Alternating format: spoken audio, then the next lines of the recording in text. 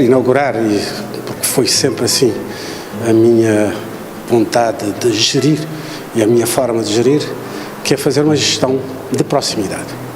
Não vale a pena assumir um ministério tão complexo como o Ministério da Saúde, com várias instituições paralelas que foram organizadas para melhorar a prestação dos cuidados de saúde à população de Cabo Verde, para eu, enquanto ministro, não conhecer.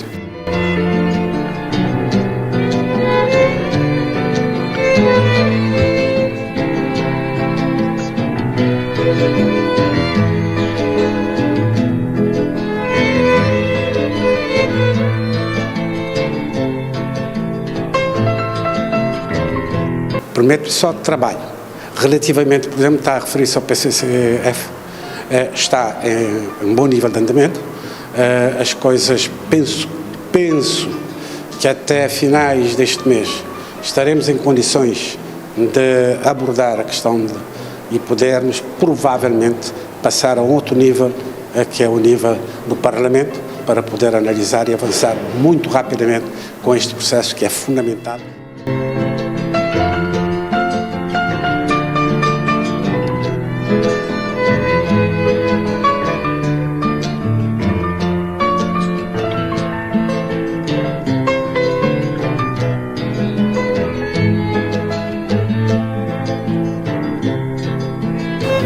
O que eu digo é que a Boa Vista precisa de uma organização institucional que permita responder com qualidade às demandas do turismo que aí se encontra. Praia, para quando o hospital, o tão falado hospital?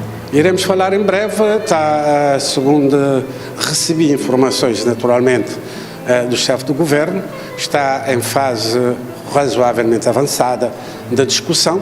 Para breve teremos que conversar sobre esta matéria.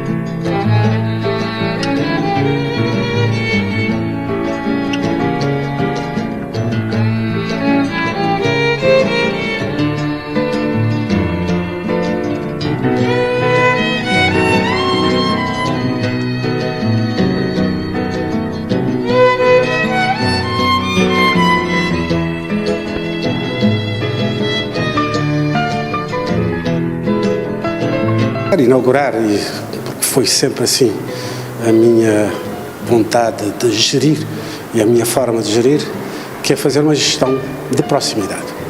Não vale a pena assumir um ministério tão complexo como o Ministério da Saúde, com várias instituições paralelas que foram organizadas para melhorar a prestação dos cuidados de saúde à população de Cabo Verde, para eu, enquanto ministro, não conhecer.